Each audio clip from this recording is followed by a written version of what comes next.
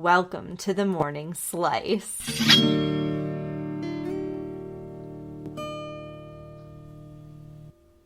This is your daily inspiration to think outside the box and create the world you want.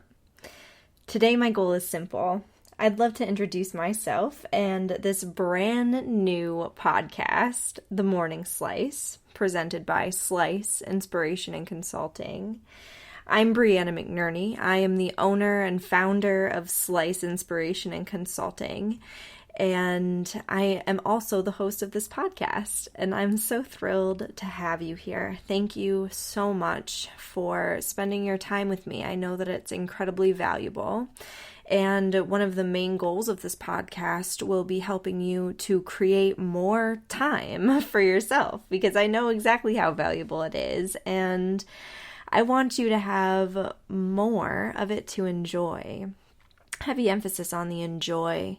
I think it's very easy as ambitious people to get so wrapped up in the professional impact we want to have and in the creative work itself that we can neglect our personal lives. And the way that I consult with clients is mindful of creating a home life that nurtures your mental health that you want to come home to, as well as an incredible professional impact as creative people in this world. So, again, I just so appreciate you being here and listening. It's taken the support and encouragement of so many people to bring this podcast to fruition. I think it's been a long time coming, and hey, it feels good. I'm so happy to be here, and I hope you'll stick around with me. So, S.L.I.C.E. What does S.L.I.C.E. stand for? S.L.I.C.E. stands for my core values professionally: success, love, interdependence, creativity, and expansion. And this podcast, The Morning Slice, will aim to start each day with these foundations. We are always seeking that expansion, right? And not only do I want to help you create a life that is full of loving, interdependent relationships and pushing yourself creatively and experiencing new things that you've never experienced before, and being successful in everything you do. And when I talk about success, I really want you to think about, what does success mean for you? It can look different for many people, and for most of us, what really feels successful, what really helps us feel like we've accomplished what we're working towards, has very little to do with what society says success looks like. But as I mentioned before, I really want to help you create the experience of having more time to enjoy your life as you're creating it exactly as it is right now.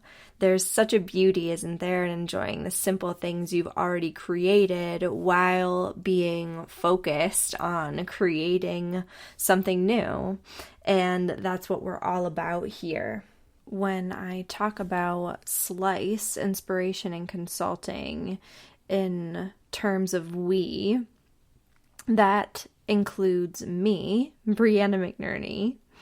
I'm the founder of S.L.I.C.E Inspiration and Consulting, and it's sole employee at this point. So when you interact with S.L.I.C.E, you're going to get me on the other end for now. Might not always be that way.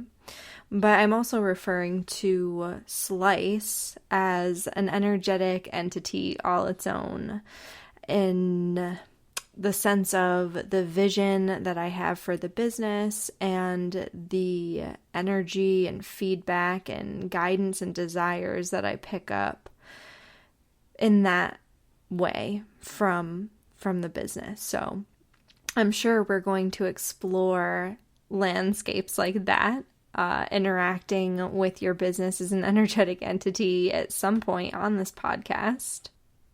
So now that we're on the same page about that, I suppose I should tell you a little bit more about myself. Who am I? As I mentioned before, I am the founder of S.L.I.C.E Inspiration and Consulting, and I'm the host of this podcast. But I figured before we really dive into the good stuff that you might be interested to know what I'm bringing to the table. What led me to be here speaking with you. So sit back, hold on tight. It's quite a story. I'll do my best to keep it brief. As a kid, I originally wanted to be a lawyer. Then I decided that I didn't want to represent guilty people. So I pursued an education and career in psychology. And I love this joke. Then I realized that we're all guilty people. But I told that to my partner the other day, and he actually got upset with me. He said, "That's not a joke. That's just depressing. What do you think? Is it a good joke?" At my core, I've always been very motivated by my desire to help others, and I've always been drawn to personal growth as a tool for making me better and more effective at helping others. Then, when I was 15, my first love committed suicide. That intensified my desire to help other people, and it kind of perked me up to the realities of what mental health challenges could be and what the outcome of unaddressed mental health challenges could be in a person's life and how that can impact the lives around them. But it also, as a kid, I just did not have the tools that I needed to appropriately handle that sort of a loss. So it sent me into many years of not doing everything I could to not feel the pain I was feeling. So like drinking. That being said, I was always goal focused. I always had these desires to go to college in Boston, for instance, and that was kind of a guiding light that kept me, just enough on the right course that I didn't get too far gone, thank goodness. And it kept my nose a little bit cleaner than the people I was running with. I was already into a little bit of trouble before I had even entered into that relationship that ended in my partner's suicide, and that's how we met. He was quite a bit older than me. When I was dealing with all of this as a 15-year-old, I didn't have a ton of supervision, and I ended up also experiencing a rape within the same year. So anyway, despite struggling to cope with everything that was going on inside of me, I did manage to go to school at Boston University. I applied and received a scholarship, and I ultimately graduated with a bachelor's in psychology, which I'm still very proud of. I'm proud to be you. Go Terriers. Woo! But throughout my time at school, I continued to struggle with substances, using substances to cope, alcohol and all the things that college students love to dabble in. And it wasn't until my junior year that I really had a breakdown moment of like, I need to deal with the pain that's happening inside of me. If I ever want to be able to help anyone with anything, I really need to help myself get through this first. So that moment of laying on a couch and bawling to my friend about the loss of Brad, my first love, to suicide years earlier, and being met with her kind of inability to do anything for me really created that bottom moment where I tried to figure out how I could possibly move forward with my life. And that led me to finding the Samaritans of Boston. So they are a suicide prevention group in Boston. They do phenomenal work. And I ultimately volunteered with them for many years after I originally reached out to them. I manned their 24-hour suicide prevention hotline. I ended up working in their grief support services, and, I would visit people at home who had recently lost a loved one to suicide.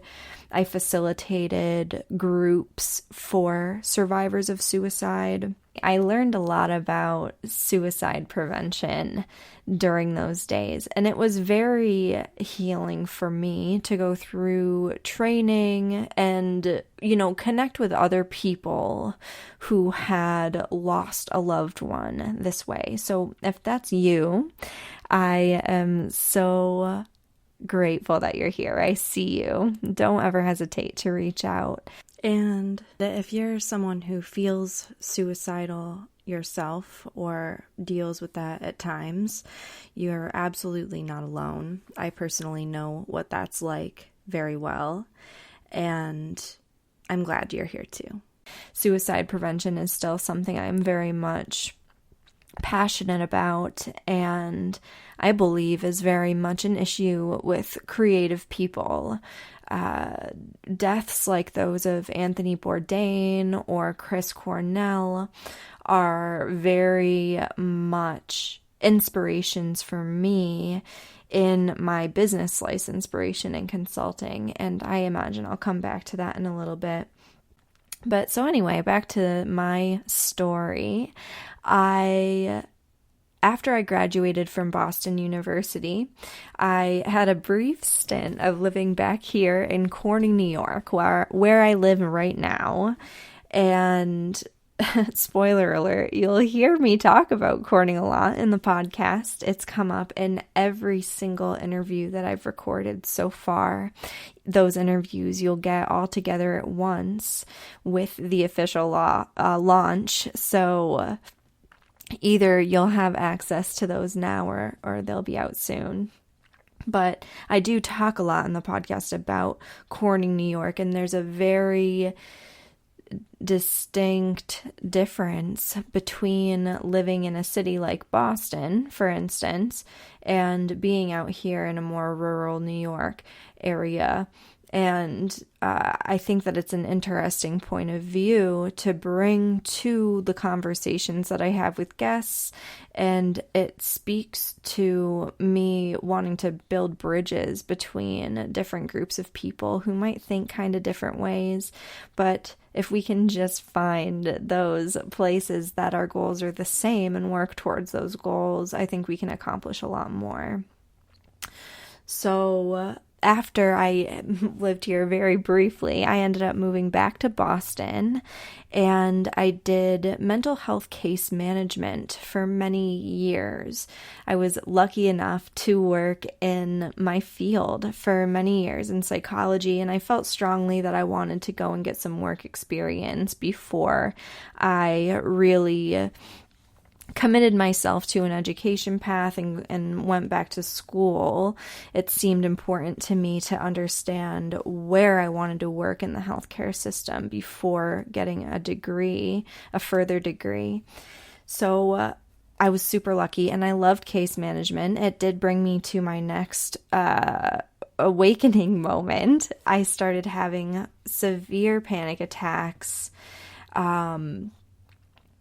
I took on so much responsibility for my clients right at the beginning, and I really had to get present with myself about the things that I needed to deal with and how to address my own anxiety again so that I could better help my clients. And my clients were people who experienced significant mental health issues, significant trauma, significant substance abuse. So my clients ranged anywhere from having, depression and anxiety